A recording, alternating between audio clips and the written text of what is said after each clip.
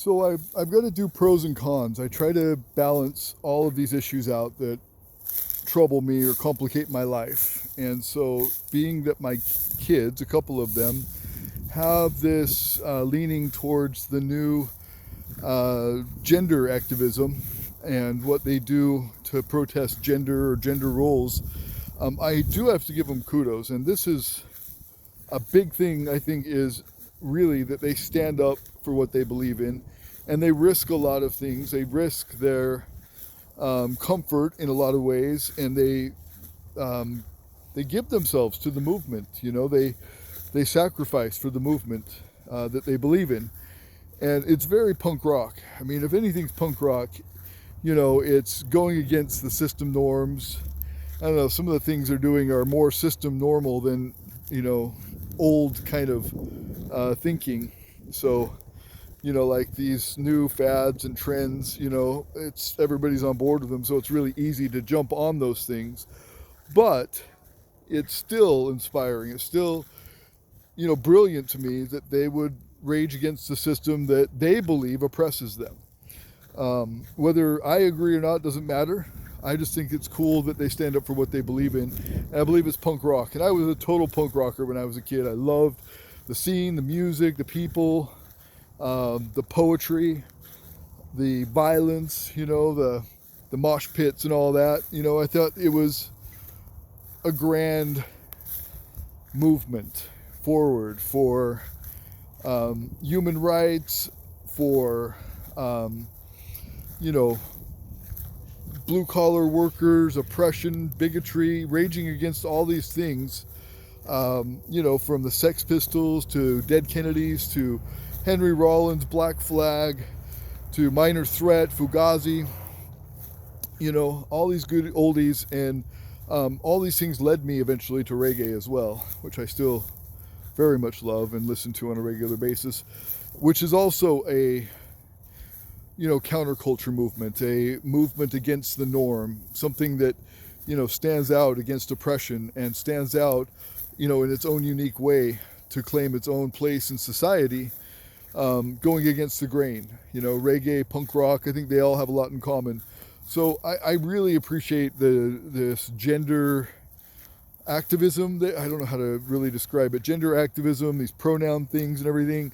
I get their point. They don't think gender should matter, that gender matters less than society says it does, that men and women are basically the same and all that. So they believe that. I don't believe that, but they believe that. So I think that they support it so strongly and that they're willing to sacrifice so much for the movement speaks a lot. And I really think, for a lot of these kids' sake, my kids especially, it's about compassion. It's about standing up for the underdog. It's about, liberating the oppressed. It's about, a lot of things, and probably, related to personal matters too, in a lot of ways, or at least in some ways, whether it's divorce or whether it's whatever conflict or trauma that, kids go through. I think that affects them in their rage and their opposition to the system or whatever. I think that it's good. It's a good release. It's a positive release. Usually it can be. And it's punk rock as hell. It's fighting, for your cause, for your rights, for your existence. And hey, more power to you. On the transverse side of this, a lot of these trans people and LGBT people are basically feminists, third-wave feminists. They're taking it to the next extreme in defense of feminism in a lot of ways. Not always. There's their own cause too. LGBT is a separate cause from feminism. I just think that it gets tied into feminism.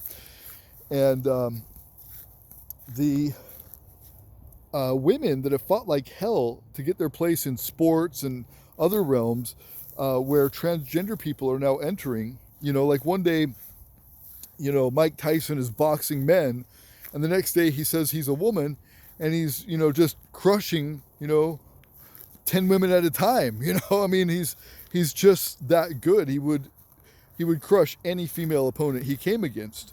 right? Or she came against it as it is.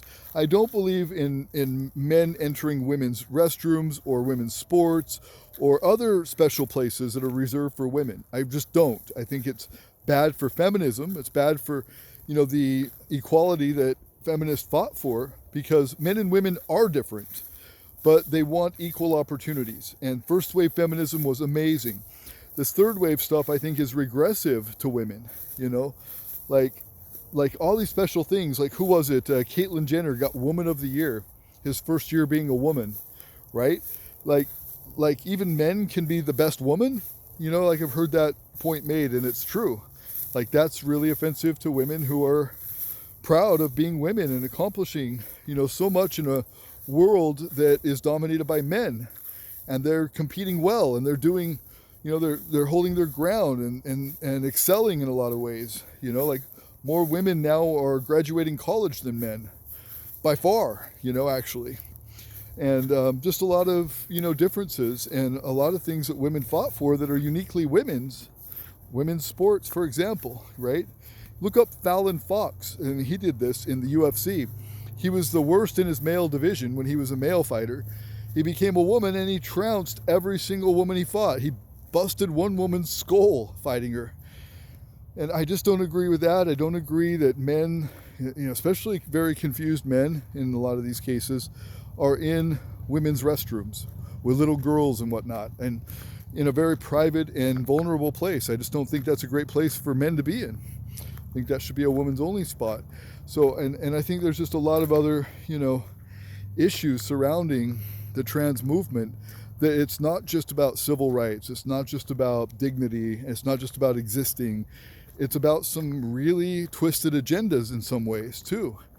And I just don't agree with a lot of it. I don't disagree with all of it. There's just a lot of it I don't agree with. So I had to say that, because I had a real tug on my heart from my kids, especially my older ones, about this issue. And I feel bad that we're not connected on this, but I'm not going to, prove to them that stomping your feet or, punishing people or demanding that people agree with you is going to make them agree with you.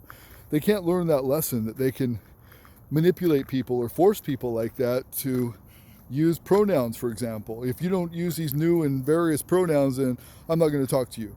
Or if you don't, do this, and I'm not going to, and it's like the children pushing the parents, or, setting the rules for the parents or whatever. And they don't have the experience in life needed to guide a family. Maybe someday they will, but, at these young, vulnerable ages with no experience, parents need to guide their children better, I would say, rather than letting the kids guide them.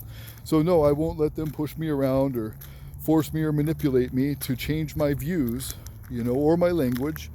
I will respect them. I will, like with my oldest daughter, she had a LGBT type of relationship, and I would take her to that friend's house and drop her off and, ask her about it and give her encouragement and advice. And never once did I diminish her or reprimand her for having an LGBT relationship. I supported her and gave her my love. Whether I agree with the relationship, or the, sexuality and the trans thing, because, whatever that, could be, and there's many formats of that. Whether I agree with that or not, that's not my thing. It's that I love them and support them. I don't talk down to them. I don't go out of my way to hurt their feelings. I had a father who talked down to me. I would get earrings, or I had long hair when I was actually able to grow hair. And my dad would call me faggot and stuff. He'd be very degrading to me. Or he would call the music I listened to jive ass. Like, I like Prince a lot, and I'd play Prince in my room. He'd come in and say, "Quit listening to that jive ass," and sometimes he'd call me a little faggot or a little girl or something because of the way I dressed or my earrings or whatever. And I vowed to never do that to my kids. I never put them through any kind of specific church or any kind of specific religion or any kind of specific faith. I just opened the world to them, let them travel the world with me, 12 countries, 3 continents, and all over the U.S., and I let them experience all kinds of experiences so they could form their own opinion. with my guidance, but more on their own than with me forcing things on them. I've always let them kind of have their own view of the world. And I'm wondering now if it's bit me in the ass or if it's going to be a good thing for them. I hope it furthers their development and makes them stronger people. That's what I hope.